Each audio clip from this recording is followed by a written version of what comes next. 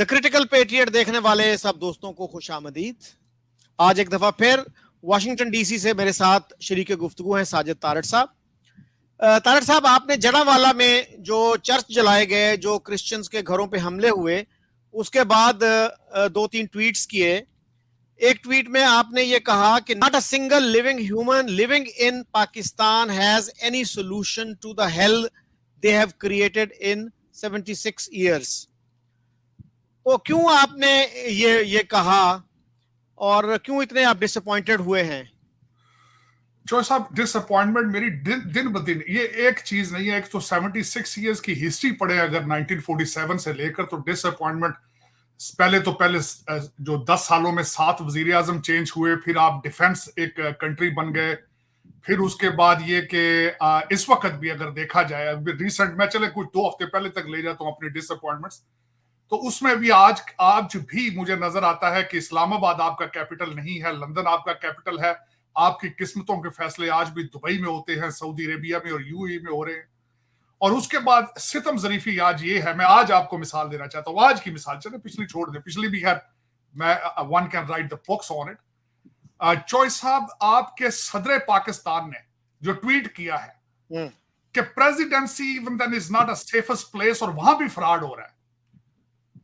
The highest office, जो आपके ambassadors जाके उस प्रेसिडेंट के बिहाफ पर अपने क्रेडेंशियल्स देते हैं मुल्कों को, पासपोर्ट होता है इशू को, he is a chief of he is head of your military, और उसने आज कह दिया है कि this system is bogus, civilian life has failed, any system is not operating in the country. एक चीज।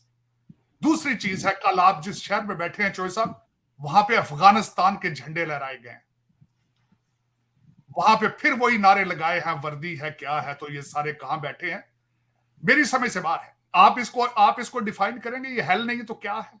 8 लाख बच्चा जो है वो टूटी फूटी डिग्रियां लेकर पिछले साल यहां से भागा है बाय एयर, और जो भाग रहे हैं अपने कदमों के साथ, मैं उस लैंड से हूं, मैं मंडी बहाउद्दीन से हूं, गुजरात से हूं, मैं जेलम से हूं, मैं खारिया से हूं, जहां के बच्चे आधे पहुंचते हैं ग्रीस और इटली, आधे डूब जाते हैं समुद्रों में, उन माओ के बच्चे। तो जी, लोग पैदल कहां से भागते हैं? मुझे आप बता दें। हेल से ही भागते हैं, लिविंग हेल से भागते हैं। मुझे आप आज एक डिफाइन कर दें, कोई एक डिपार्टमेंट, आप चॉइस, मैं आपको फ्रीडम देता हूं इस चीज की, एक सिंगल डिपार्टमेंट आप पिक करें, आप कहेंगे that institution is a model, that institution is according to the international standards, that institution is according to Islamic value, that institution is according to the concept of Qaid-e-Azam, which he created based on two nation theory. कोई एक department आप pick कर लें, मैं I give you a liberty of it. अगर नहीं है तो फिर मेरे साथ एग्री करें कि you are sitting in a living hell. और दूसरा, मैं आपको बड़े बावसूख तरीके से बताता हूं चौधरी साहब, आपका मैंने अगले दिन बल्कि प्रोग्राम देखा, बड़ा यू नॉट ओनली यूज, आप ब्लैक होल में थे, उसमें जो प्रोग्राम है मैं उसको कंटिन्यूसली वॉच करता हूं। चौधरी साहब, आप मुझे ये बताएं कि आप आज भी, मैं प्रूव कर सकता हूं कि you are under the rule of British agents. आधे तो इलेक्टेबल हैं, जिनके दादे परदादे जिनको जमीनें देकर गए थे, आधे आपको इस वक्त गवर्न कर रहे हैं, जिनको जो ब्रिटिश सिस्टम के जरिए आपके ऊपर इस वक्त हुकूमत कर रहे हैं। वो कौन है? आपका असिस्टेंट कमिश्नर टैक्स कलेक्शन, आपका एसपी, आपकी पुलिस, आपकी एस्टेब्लिशमेंट को ट्रेनिंग आज भी ब्रिटिश रूल्स के जरिए देती जाती है। सारी उनका system he setup is a British, you still a British slave. और फिर उसके बाद सबसे बड़ी बात है, आप करप्शन करके कहां भागते हैं? आप लंदन जाते हैं, आपके करप्शन करते हैं, कहां भागते हैं? आप टोरंटो जाते हैं। ये टोरंटो और लंदन क्या है? ये ब्रिटिश सिस्टम का हिस्सा है, ये कॉमनवेल्थ का हिस्सा है। तो ये लिविंग हेल नहीं तो और क्या है? चॉइस अब आप डिफाइन करें। मैं तो खुद कंफ्यूज और नर्वस हूं। मैं तो जो मजीद पढ़ता हूं, पॉलिटिकल साइंस का स्टूडेंट हूं, लॉ का स्टूडेंट हूं, जितना मजीद इंक्वायर करता हूं, जितना नजदीक होकर अपनी मदरलैंड को देखता हूं, मजीद जख्मी हो जाता हूं। कल मुझे तकलीफ हुई है जो कल इस्लामाबाद के अंदर अफगानिस्तान के झंडे लहराए गए। स्टेट इतनी कमजोर हो चुकी है। स्टेट सिर्फ 9 मई के पीछे तो सबसे उन्होंने अल्फिया बयान ले लिए हैं, करप्शन के पीछे क्यों नहीं जा रही? स्टेट कल अफगानिस्तान के झंडे क्यों नहीं रोक सकी इस्लामाबाद के अंदर जो लहराए गए? This is what the state is. State में से अभी तक लोग डॉलरों और पाउंडों के साथ थैले भर भर के क्यों निकल रहे हैं? मेरी एक और क्वेश्चन, बल्कि आपने मनी लॉन्ड्रिंग फिर मशीन एक शुरू कर दी है। 9 मई की स्टेटमेंट दे दें तो आपके आंखों की करप्शन क्लियर है। तो ये हेल में होता है किसी सिविलाइज सोसाइटी में। I even don't accept you as a country any more. According to the definition of a country you don't fell into there. Borders आपके नहीं है, रेट ऑफ लॉ आपकी नहीं है, सॉवरेनिटी आपकी नहीं है, आपकी फॉरेन पॉलिसी आपकी कोई नहीं है। कभी आप मुझे बता दें कोई मुल्क 76 साल कर्जों पे चला है? कभी आप बता दें कोई मुल्क, मुझे दुनिया का बताया तो सिर्फ फलां मुल्क कर्जों पे चल रहा है। 76 साल हो गए। और आज एक दूसरा वाकया सिंध के अंदर हो चुका है। ह्यूमैनिटी के हालात देख लें, इस्लामिक वैल्यूज के हालात देख। आप सबसे बड़ी बात, ये मुझे अगले दिन किसी ने कहा, human right violations in Pakistan. मैंने कहा you are saying wrong, I won't call them human, frankly speaking. आप 10 साल 12 साल की बच्ची के बाजू तोड़ेंगे, आप ह्यूमन कहलाएंगे? फिर आप I am sorry to say that I won't call them humans, जो 10-10 साल की बच्चियों को रेप करके मार देते हैं। जिस बच्ची का सिंध के अंदर वाकया हुआ उसका पोस्टमार्टम रिपोर्ट आप पढ़ लें। तो चोर साहब it's a living hell, it's a living hell. मैं समटाइम इमोशनल हो जाता हूं ज्यादा। उसकी वजह यह है कि you know this is what we are famous for, being an emotional. और यही एक बड़ी सबसे बड़ी वजह, ये this is one of the many reasons. I left my mother country, matter of fact, but I won't forget them. I won't forget them. The people compel me to leave the country. I was rejected by the system. I was rejected by my motherland with the 2 postgraduate degrees. जी, ये वाकई बहुत मायूसकुन हालात हैं। और सदर साहब ने जो है, हमारे प्रेसिडेंट अलवी साहब ने सबको हैरान कर दिया है ये कहकर कि उन्होंने तो ये 2 जो लॉज थे, ऑफिशियल सीक्रेट्स एक्ट और पाकिस्तान आर्मी एक्ट, इन पे साइन नहीं किए थे। और वो कहते हैं मुझे नहीं पता, मेरे स्टाफ में से किसी ने कर दिए। दे डिफाइड, उन्होंने कहा कि they undermine, my staff undermine my will and command. I ask forgiveness from those who will be affected। और affected के स्पेलिंग भी उन्होंने ई के साथ लिखे हैं। तो उनके स्टाफ ने एक दफा फिर उनको अंडरमाइन कर दिया। ये वाकई एक लम्हा फिक्रिया है। It's really a big food for thought. और सर, एजाज अहमद चौधरी जो हमारे फॉर्मर फॉरेन सेक्रेटरी हैं, उन्होंने ये लिखा पिछले दिनों डॉन में कि 67% of youngsters want to leave the country. और दूसरा उन्होंने ये लिखा कि since 1971 over 10 million Pakistanis have left the country for employment। और 2022 में, पिछले साल, 8 लाख लोग जो हैं वो मुल्क छोड़कर चले गए। तो ये वाकई एक बहुत ही लम्हा फिक्रिया है। और हमारी जो रूलिंग एलीट है उसके कान पे जूं नहीं रेंगती। वो नहीं सोचते कि हमारी प्रायोरिटीज के साथ कोई प्रॉब्लम है, हमारी कुछ तरजीहात सही नहीं है, हमें अपनी कुछ पॉलिसीज चेंज करनी है। तो वही चाल बेढंगी जो पहले थी सो अब भी है। चोई साहब, मैं ये आपकी जो केयर टेकर गवर्नमेंट है, ये जो आपके कुछ आई है विदाउट अ मैंडेट, जो हैंड पिक्ड लोग आए हैं, मैंने इसमें से बड़ा कुछ इसको पढ़ने की कोशिश की है। ये पूरा एक आर्टिकल है। आपकी जो नई कैबिनेट है, जस्ट लाइक अ आर्टिकल। मैंने इसको पढ़ के पाकिस्तान का जो रूल करने वाले हैं उनका माइंडसेट पढ़ने की कोशिश की है। मुझे उसमें से अच्छाई नजर नहीं आई। उसमें एक ऐसे वजीर साहब भी हैं जिनको बाजवा साहब साथ कतर लेकर गए थे और उन्होंने वहां पे गैस का जो ब्लंडर किया था, फिर ईरान से तेल इंपोर्ट करते रहे और फिर करप्शन के चार्जेस पे निकाले गए थे। एक तो उसमें है। दूसरा, मुझे उस पर एतराज था कि उन्होंने एक ऐसी खातून को वहां पे एडवाइजर बना दिया जो एक कंट्रोवर्सल कैरेक्टर है। और मैं पहले समझता था हो सकता है भारत के साथ अच्छे रिलेशनशिप, बल्कि जिलानी साहब ने आते एक स्टेटमेंट भी छोड़ी, उन्होंने कहा कि भारत के साथ हम अच्छे रिलेशनशिप चाहते हैं। लेकिन उस एक खातून को जिन्होंने एडवाइजर साथ बनाया, साथ वो सिग्नल अजीब सा जा रहा है। पर इस बिल्कुल ही अजीब सी एक कंफ्यूज किस्म की। हाँ, ये मैंने उसमें देखा है कि आपके, क्योंकि इस वक्त जंग जारी है IMF की और CPEC की, उसमें मुझे CPEC की तरफ इशारे मिलते हैं। बलोचिस्तान में वो चाहते हैं कि चीजें बेहतर हों। बल्कि जिस दिन काकड़ साहब को और दूसरे सबको लिया है, उसी दिन चाइनीज बस के ऊपर फायरिंग भी हुई थी वहां पे, और चाइनीज एम्बेसी ने बड़ा स्ट्रॉन्ग उसके ऊपर रिएक्शन दिया था।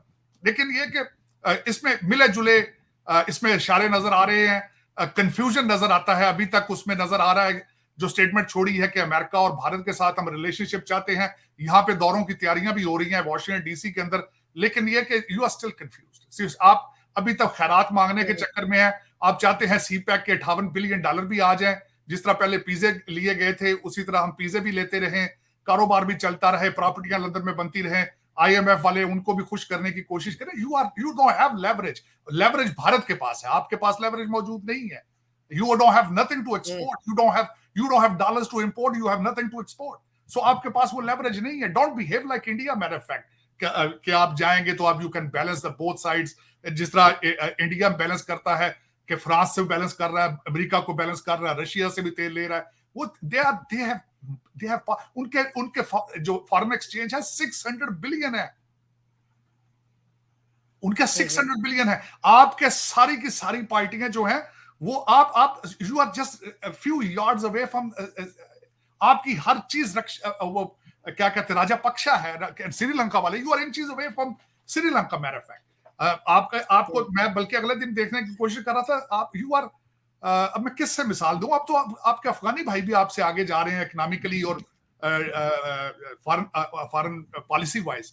लेकिन ये कि आप इस पूरी कैबिनेट को मैंने देखा है and I was not pleased with it. Signal को ठीक नहीं जा रही. सिग्नल ठीक नहीं है. कोई मुस्तकबिल ठीक नजर नहीं आ रहा. सिर्फ चंद लोगों को, ऐसे लोगों को पिक किया है जो मेरे ख्याल में पर्सनल लाइकिंग डिसलाइकिंग है. उसमें पाकिस्तान का फायदा नजर नहीं आ रहा. मेरी ख्वाहिश जो मैं एज ए बहसीत स्टूडेंट ऑफ पॉलिटिकल साइंस समझता था, जो पाकिस्तान का 100.10% टेक्नोक्रेट्स नॉट द इन लोगों को जो मैंने मुश्तरक चीज देखने की कोशिश की है. यंग लोगों को लेने की कोशिश की है जो सूट में अच्छे लगते हैं, जो इंग्लिश अच्छी बोल लेते हैं, अच्छी इंग्लिश लिख लेते हैं. मेरा ख्याल दिस वाज द क्राइटेरिया. अच्छा तारड़ साहब, आपको पता है कि जड़ावाला में 21 चर्चेस जो थे वो जलाए गए, बेशुमार घरों को नजर आतिश किया गया, और हम उनकी पर जिम्मेदारी भी नहीं लेते. अब कहा जा रहा है जी कि इसमें इंडिया और अफगानिस्तान मुलव्वस हैं. अफगानिस्तान तो भाई हमारा इत्तेहादी है, हमने बड़ी कुर्बानियां दी उनको इक़्तिदार में लाने के लिए, अब उसका भी नाम लिया जा रहा है. तो हम अपनी जिम्मेदारी को क्यों कबूल नहीं करते? इसी तरह का एक वाकया आपको याद होगा 2009 में गोजरा में हुआ, टोबा टेक सिंह में, और वहां 8 मसीही जो है वो मारे गए थे और आज तक किसी को सजा नहीं हुई. तो ये जो हमारी कमजोरियां हैं, हम क्यों नहीं उनको, why don't we own up to them? हम व्हाइट वॉश करने की कोशिश करते हैं और ये कहते हैं कि रिलीजियस हेट्रेड तो हर मुल्क में पाई जाती है. एक साहब ने मेरी फेसबुक पे भी लिखा, तो मैंने कहा भाई कहां होता है इस तरह से? कितने शिया हैं जो चुन चुन के मारे गए? डॉक्टर्स थे, वो पढ़े लिखे लोग थे. कितने शिया जायरीन को क्वेटा बलूचिस्तान में मारा गया? किस मुल्क में इस तरह से होता है? एक हाफिज कुरान को गुजरांवाला में मारा गया और वो जमात इस्लामी से ताल्लुक रखता था. एक मौलवी को, अहले हदीस मौलवी था, उसको कसूर में एक कॉलेज के स्टूडेंट ने मार दिया, और फिर हम कहते हैं जी ये तो पूरी दुनिया में होता है. तो कब हम अपनी जिम्मेदारी लेना सीखेंगे? जो ऐसा, सबसे पहले तो मैं बताना ये चाहूंगा कि मैंने religions, not only Islam, religions के बारे में कोशिश की है पढ़ने की. मैं ये नहीं कहूंगा कि आई एम अथॉरिटी ऑन, लेकिन मेजॉरिटी ऑफ द रिलीजन उनके फंडामेंटल्स एक है, उनके फंडामेंटल सेम है. मैं ये अल-ऐलान कहने की बताऊंगा, बल्कि अल-ऐलान कहने की कोशिश करूंगा कि अगर आपका मजहब आपको नफरत सिखा रहा है, अगर आपका मजहब आपको तशद्दुद सिखा रहा है, तकरीबकारी सिखा रहा है, और किसी जानवर की भी जान लेने को इस तरीके से अगर वो सिखा रहा है, you need a new religion. दुनिया में कोई मजहब जो है, और वो मजहब जिसका नाम ही सलामती है, इस्लाम का मतलब सलामती, सारा दिन अस्सलाम वालेकुम करते हो, एक दूसरे को सलामती की दुआएं देते हो, और फिर साथ बिहेवियर ये है. मैं किसी जानवर को भी तकलीफ देने पे मैं समझता हूं कि ज्यादती है उसके साथ. फिर इंसानों के साथ, अच्छा ठीक है, क्रिश्चियंस के साथ, हिंदुओं के साथ क्या कर रहे हैं आप, सिखों के साथ आप क्या कर रहे हैं, चले उनको भी छोड़ें. अब मुसलमानों के साथ क्या कर रहे हैं, जो 10-10 साल की बच्चियां रेप कर रहे हैं, 5-5 साल की. जो रजवाना है वो क्रिश्चियन थोड़ी थी, वो तो मुसलमान थी. और दूसरा एक मैं सबसे बड़ी बात बताऊं चौधरी साहब, यही एक इशू है. उसकी वजह यह है कि we never took Islam as a religion. आपने उसको अजीब तरीके से इंटरप्रिटेशन, हर एक बंदा, एक एक गली में 6-6 मस्जिदें हैं और हर मौलवी दूसरे को काफिर कह रहा है. हर मौलवी सामने वाली मस्जिद को कह रहा है तो काफिर है, अहले हदीस है, ये क्या क्या देवबंदी है, ये क्या है. मैं तो हैरान कम परेशान ज्यादा होता हूं. चौधरी साहब, इस्लाम के अंदर आप हालते जंग में भी हो तो आपको किसी की इबादत गाह को नुकसान पहुंचाने की इजाजत नहीं, दरख्त काटने की इजाजत नहीं है, बच्चे औरतें बुजुर्गों को हाथ लगाने की इजाजत नहीं है. तो हाउ इट इज पॉसिबल कि आप हालते जंग में भी नहीं है और चर्चों को आग भी लगा रहे हैं. और चर्च, सबसे बड़ी बात यह है कि वो इब्राहिमिक रिलीजन का हिस्सा है. Judaism, Christianity and then Islam, father is the same. लेकिन उसकी पता नहीं, मैं I can not even 21st century में किसी को फेथ बेस नफरत का निशाना बनाया जाए, फेथ बेस। और फिर ये अच्छा, फिर उसके बाद ये है कि मैं गारंटी कर देता हूं कोई इंसाफ नहीं होगा उसका, गारंटी कर देता हूं आज उसका कुछ भी नहीं बनेगा, कुछ भी नहीं बनेगा, कुछ भी नहीं। उसकी वजह ये होता है कि मैं कानून का भी ताल्लुक कहते हैं, जस्टिस डिलेड जस्टिस डिनाइड। और पाकिस्तान का हर केस ही ऐसे, हर केस ही ऐसे, हर केस। लेकिन ये कि इस पे जो सब जितना भी अफसोस किया जाए कम है, जितना भी अफसोस किया जाए कम है। और मैं दुआ करूंगा कि काश ये इस्लाम को समझने की कोशिश करें। मेरी दुआ है शायद ये पाकिस्तानी बनने की कोशिश करें। इन्होंने ना पाकिस्तान बनाया है, ना इस्लाम को समझने की कोशिश की इन्होंने, इस्लाम। और दूसरी सबसे बड़ी बात, जो सबसे बड़ा अलमिया इस वक्त पाकिस्तान में है, रिचुअल पे फोकस है, फिलॉसफी को समझते नहीं। इस्लाम की फिलॉसफी को पहले समझना चाहिए, रिचुअल्स को बाद में समझना चाहिए। जिसकी मैं मिसाल ये देना चाहूंगा, नमाज ज्यादातर लोगों को तर्जमे के साथ नहीं आती। अरबिक को समझना बड़ा जरूरी है इस्लाम की फिलॉसफी को समझने के लिए, या उसके स्पिरिट को समझने के लिए। लेकिन ये जो कुछ भी हुआ है, इसमें तालीम की कमी, और मैं उससे भी बड़े देखें, इन्होंने तो ये कर लिया है, चलें चर्च जला दिए। ये किसी मेरे मौलवी साहब भाई ने इनको कहा होगा, हमारे वजीर आजम साहब की हालात आपको नजर आ रहे हैं कि एटॉमिक पावर जो है वो काले बकरों पे चल रही थी। अब इस वक्त अब मुझे ये बताएं, जो पुलिस वालों ने, मैं यहां पे बैठ के सुन रहा हूं, जो पुलिस वालों ने रिजवान पर छापा मारा था, वो बेचारे अब कहते हैं हमारे पास जादू हो गया। हमारे ये मेरी समझ से बाहर है कि what kind of believes you have. इस्लाम में काले जादू की गुंजाइश है, इस्लाम में ये इस तरह की तशद्दुद करने की इंसानों पे गुंजाइश है, इस्लाम में जिंदा बकरे जलाने की गुंजाइश मौजूद है। मेरे समझ से मैं तो चो साहब जूं कहते देखता जाता हूं, मैं हैरान होता जा रहा हूं, ये क्या से क्या होता जा रहा है। और फिर कंट्रोल कोई नहीं है ना। मैं जिस तरह अगले दिन कह रहा था, मेरे ट्वीट में आपने देखा होगा, मैंने उसमें एक ऑलमोस्ट गारंटी की है कि अभी तक not a single individual in Pakistan has a solution of Pakistan crisis. अब क्राइसिस क्या है? इकोनॉमिक क्राइसिस है, आपके लॉ एंड ऑर्डर की क्राइसिस है, आपके कॉन्स्टिट्यूशनल क्राइसिस है, आपके डेमोक्रेटिक क्राइसिस है। किसी इंसान जी शऊर आदमी ने अभी तक रोड मैप दिया है आपको? कोई रोड मैप? हाँ, सिर्फ एक है कि हमारे में आर्मी चीफ साहब ने ग्रीन जो उसकी बात की है कि अपने एग्रीकल्चर की, ठीक है, लेकिन चीफ साहब अगर एग्रीकल्चर का दे सकते हैं, लॉ एंड ऑर्डर और मनी लॉन्ड्रिंग को क्यों नहीं रोकते? इसके बारे में क्यों नहीं कुछ हो रहा? क्योंकि ब्लीडिंग हो रही है, ब्लीडिंग हो रही। दुबई में किस तरह इजाजत दे देते हैं कि जाके सारे ये वही लुटेरे पिछले जाके वो अपनी मिनिस्ट्रियां लड़ रहे हैं एक दूसरे के साथ कि फलानी मिनिस्ट्री तुम ले लो, फलानी मिनिस्ट्री मैं ले लेता हूं। ये बकरा मंडी है ये। आप जिस तरीके से आपने अभी जो ऑपरेशन 9 मई का किया है, उससे एक चीज वाजे होती है कि you have ability to do things, you have ability to deliver something. लेकिन पाकिस्तान के फेवर में डिलीवर क्यों नहीं कर रहे हैं आप? Why you are not stopping people flying out of the Pakistan with all the hush money and everything? What is stopping you? जी तारिक साहब, आपने एक और ट्वीट में पीटीआई को एक रिलीजियस कल्ट करार दिया और ये कहा कि इस रिलीजियस कल्ट की सेकंड टियर लीडरशिप ने वेस्टर्न डिप्लोमैट्स से मुलाकात की और उनकी मदद चाही कि वो इमरान खान को रिलीज करवाएं, और ये आपने देखा कि it's a sign of slavery. तो would you like to elaborate on that? नहीं, उसमें मैं बताना ये चाहूंगा, साइन ऑफ स्लेवरी मैंने ओरिजिनली इनका यूज किया था। वो जिस तरह बार बार ये स्लोगन इस्तेमाल करते हैं, क्या हम गुलाम हैं, मैंने उस टर्म में कहा था। दूसरी उसमें बात मैं ये कहूंगा, देखें सफर देखें, मैं यहाँ ये ऐड करना चाहूंगा कि मैं भी पाकिस्तान में 2 पार्टियों की जो बारी बारी करप्शन थी उससे बेजार होकर मैं खान साहब का खुद बड़ा फैन था। खान साहब ने जिस तरह कहा था कि मैं नया पाकिस्तान बनाऊंगा, मेरे पास 200 लोगों की टीम है, मैं पहले 90 डेज के अंदर ही, इनके एक मिनिस्टर ने कहा था इतने मिलियन इसके मुंह पे मारेंगे, उसके इतने मिलियन उसके मुंह पे मारेंगे, हम खींच के पैसा जो बाहर स्विस बैंकों में पड़ा है लाएंगे। मैंने भी तब्दीली का ख्वाब देखा। फिर टेक्निकल तरीके से मैंने देखा किस तरह एक आदमी ने नए पाकिस्तान के ख्वाब को छोड़ के, किसी ने इसको बताया कि तुम और रिजवी साहब की पार्टी का जो वोट बैंक है उस पर डाका मारो, और फिर इन्होंने किस तरीके से इस्लामिक टच दिया, और फिर हर चीज अय्या का नाब्दुल वय्या का नस्तईन, अमल बिन मारूफ, और फिर इन्होंने कहा कि पीटीआई के लिए काम करना जो है, हज और उम्रों पे क्यों जाते हो, पीटीआई के लिए यहाँ पे रह के काम करो।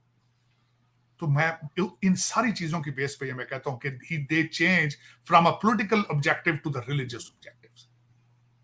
फिर उसके बाद इन्होंने अमीरुल मोमिनीन, फिर अल कादर यूनिवर्सिटी, चाहे भी वो जमीन जिस तरह भी ली, एक पूरा इस वक्त जो है वो एक मुर्शद खाना बन चुका है।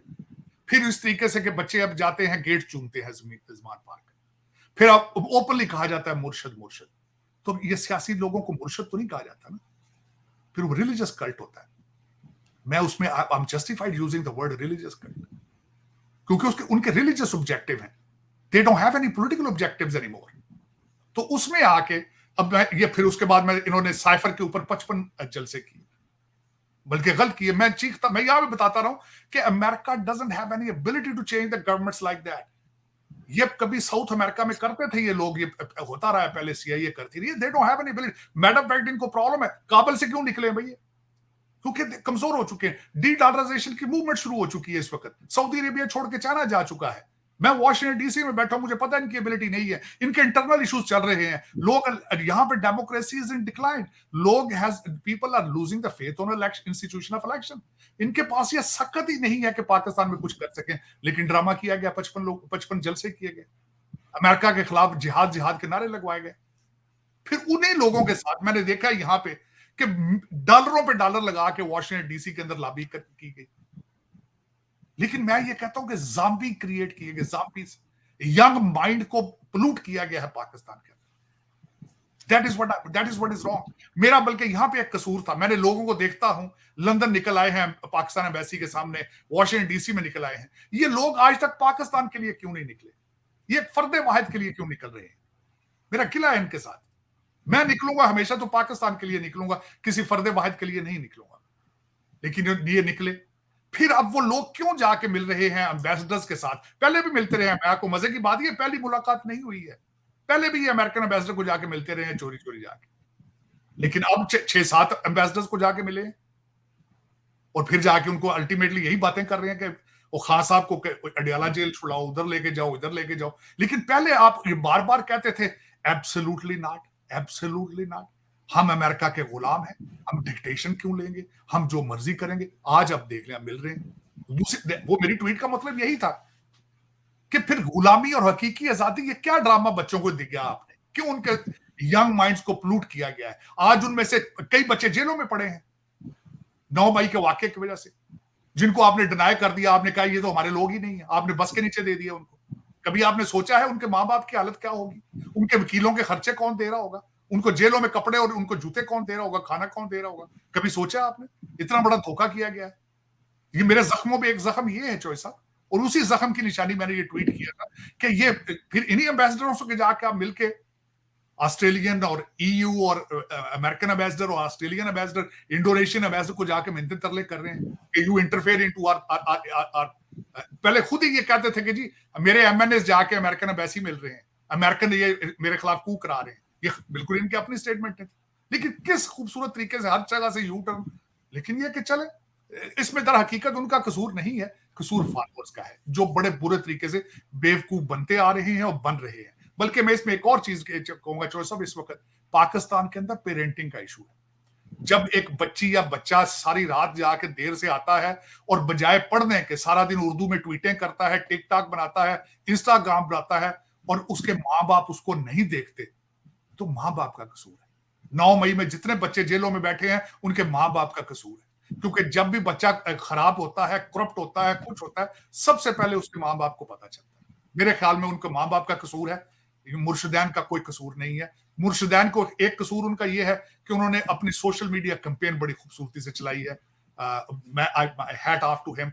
पाकिस्तान के अंदर दूसरी पार्टियां जो है टूटी फूटी, मैं तो उनको पॉलिटिकल पार्टीज मानता नहीं, क्योंकि ये एस्टेब्लिशमेंट की गोद से पैदा हुई हैं और इनका एजेंडा सिर्फ लूट है। लेकिन उनके कई लीडरान को पता ही नहीं कि ट्वीट क्या करते हैं, उनके ट्विटर अकाउंट कोई और ऑपरेट करता है। लेकिन इन्होंने बड़ी खूबसूरती के साथ ट्विटर पे, फेसबुक पे एक कैंपेन चलाई, लेकिन पाकिस्तान के यंग माइंड को करप्ट करने के लिए चलाई। It was not in a favour of Pakistan और फॉर द यंग माइंड। जी तारड़ साहब, एक नौजवान का एक मैसेज इस तरह का आया था कि उसके पास अच्छी खासी वेल पेड आईटी की जॉब थी और वो खान साहब के सहर में मुब्तला हुआ और वो हर जलसे में जाता था, और यही जो 9th of May वाला है उसकी वजह से वो छुपता फिरता था और फिर वो बाद में पकड़ा गया। और अब वो कहता है कि मेरी जिंदगी जो है वो तबाह हो गई, मेरा करियर तबाह हो गया और पीटीआई ने मुझे अबेंडन कर दिया। अच्छा सर, आखिर में ये बताइएगा कि बहुत सारे लोग ये कहते हैं कि पाकिस्तान के जो इकोनॉमिक प्रॉब्लम्स हैं वो फॉरेन पॉलिसी रिलेटेड हैं, हमारी जो सिक्योरिटी के साथ ऑब्सेशन है उससे रिलेटेड हैं। तो क्या पाकिस्तान को की फॉरेन पॉलिसी को एक पैराडाइम शिफ्ट की जरूरत है? क्या इंडिया के साथ ताल्लुकात बेहतर करके हम अपने इकोनॉमिक हालात कुछ बेहतर नहीं कर सकते? जो साहब, सबसे पहले तो मैं अफसोस के साथ ये कहना चाहूंगा, आपकी फॉरेन पॉलिसी है ही नहीं। For Pakistan you don't have any foreign policy. आपकी फॉरेन पॉलिसी क्या है? जहां से आपको पैसे मिल रहे हैं वहां आप उस कंट्री के साथ होते हैं। अगर यहाँ पे सी पैक का जोर होता है तो आप चाइनीज आपकी फॉरेन पॉलिसी के साथ, आपकी दोस्ती हिमालय से ऊंची हो जाती है।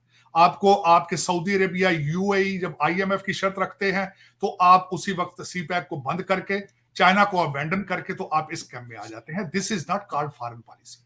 अब मैं ये खास कर ये बताना चाहूंगा, और सबसे बड़ी बात यह है, अंडरस्टूड है, आपकी फॉरेन पॉलिसी कभी भी आजाद नहीं हो सकती जब तक आप इकोनॉमिकली अपने पांव पर खड़े नहीं होंगे। जब आप अपने पांव पर खड़े होंगे, foreign policy is the second stage of it. इस वक्त सख्त जरूरत आपको ये है, आपको इकोनॉमिक इमरजेंसी की जरूरत है आपको। और दूसरी, मैं मुझे कोई इसमें शुबा नहीं है, मैं हमेशा कहता हूं इंडियन मॉडल लर्न करें, इंडियन मॉडल लर्न करें। मैं इस वक्त, कई लोग बाद में एतराज करते हैं, सबसे पहले मॉडल आपको देखना चाहिए कि पंजाब में करप्शन किस तरह उन्होंने रोकी, आम पार्टी ने किस तरीके से करप्शन रोकी। उन्होंने कहा था, जो मुझे अभी याद है, मैं उनको बात कर कि जो भी अफसर आपसे पैसे मांगे आप उसकी वीडियो बनाए फोन के ऊपर, हमें बताएं, और सख्त रिएक्शन हो लिया। फिर उसके बाद अब उससे ऊपर चलते हैं, आप बीजेपी का करप्शन के खिलाफ क्रैकडाउन भारत में आप स्टडी करें, उनकी उन्होंने जिस तरह मॉनिटाइज किया था उसको फॉलो करें, वो चीजें देखें। आप अपने रीजन से सीखने की कोशिश करें जिनके साथ आपके मिजाज और चीजें मिलती हैं। सबसे बड़ा प्रॉब्लम इस वक्त पाकिस्तान का यह है कि आप आईवी लीग स्कूलों के, वर्ल्ड बैंक के, आईएमएफ के मुलाजमीन वहां हायर करते हैं जिनको पाकिस्तान के बुनियादी इश्यूज का पता ही नहीं। वो यहां से अमेरिकन और ब्रिटिश मॉडल वहां पाकिस्तान में एक्सरसाइज करने की कोशिश करते हैं, और they have always been failing in it. आपको, you are ruled by the foreign governments basically. Pakistan के प्रॉब्लम हल करने के लिए आपको पाकिस्तानी लीडरशिप चाहिए, और सबसे पहले यह देखा जाए, डुअल नेशनैलिटी पर पाबंदी होनी चाहिए, और सबसे पहले यह देखना चाहिए जिसने भी डिसीजन मेकिंग पोजीशन पर है उसके बच्चे पाकिस्तान में हो, उसकी प्रॉपर्टी पाकिस्तान में हो, और उसकी फैमिली में कोई भी बंदा डुअल सिटीजन ना हो। जब तक ये चीजें, फंडामेंटल बेसिक चीजें नहीं करेंगे, आप सर्वाइव नहीं कर पाएंगे। इस वक्त जो 10 से 15 हजार लोग आपकी किस्मतों में फैसले कर रहे हैं वो पाकिस्तानी नहीं है। उनको मैं मेजॉरिटी लोगों को जानता हूं, चॉइस ऑफ उनके मेजॉरिटी लोगों को मैं अक्सर मिलता हूं लंदन में और टोरंटो में। आजकल आपकी जितनी करप्ट आपके लोग हैं, उनका number 1 destination is Toronto right now, और वहां पे वो उनकी प्रॉपर्टियां हैं। और ये मैं मजहब सब मुझे नहीं, सारे पाकिस्तान को पता है, कोई नई बात नहीं है। आपकी एजेंसियों की मर्जी के बगैर पाकिस्तान में चिड़िया पर नहीं मार सकती चॉइस साहब, और सारे पाकिस्तानी हैं, उनमें फ्रेंच कोई नहीं है, जर्मन कोई नहीं है, रा के लोग नहीं है, सारे पाकिस्तानी। पासपोर्ट उनके पास पाकिस्तानी है, दिल पाकिस्तानी नहीं उनके। लेकिन जब तक ये नहीं करेंगे, तब तक आप सरवाइव नहीं कर पाएंगे, जब तक भारत से आप ट्रेड रिलेशनशिप नहीं करेंगे, आप इन्फ्लेशन को नहीं रोक सकेंगे। आप ईरान से तेल नहीं लेंगे तो आप नहीं सरवाइव करेंगे। आपके पास इतनी बड़ी गोल्डन अपॉर्चुनिटी है टू डेवलप अफगानिस्तान और चीजें एक्सपोर्ट टू अफगानिस्तान, और आप जब तक अपने नेबर्स के साथ रिलेशनशिप बेहतर नहीं करेंगे, आपकी ब्लीडिंग नहीं रुकेगी। मैंने कई दफा कहा, बहुत जरूरी है आपके लिए ये इंडियन मॉडल को फॉलो करना, उनके साथ रिलेशनशिप ठीक करना और ट्रेड शुरू करना। It is mandatory, it has become mandatory. जी तारड़ साहब, आपने बड़ी अच्छी बातें की। अब मुझे कोई बता रहा था कि इंडियन पंजाब में 300 यूनिट तक बिजली फ्री कर दी है उन्होंने, हर घर के लिए। इसी तरह से दिल्ली में आम आदमी पार्टी जो है, उन्होंने स्कूलों की हालत इतनी जबरदस्त कर दी है, और हर मोहल्ले में एक छोटा सा क्लिनिक बना दिया, जैसे इंग्लैंड में है कि आप बड़े हॉस्पिटल में नहीं जाएंगे, आप छोटे हॉस्पिटल में जाएं, स्क्रीनिंग होगी वहां पे, और वो अगर रिकमेंड करें तो आप फिर बड़े हॉस्पिटल में जाएं, तो बड़े हॉस्पिटल्स पे भी लोड कम हो जाता है इस तरह से।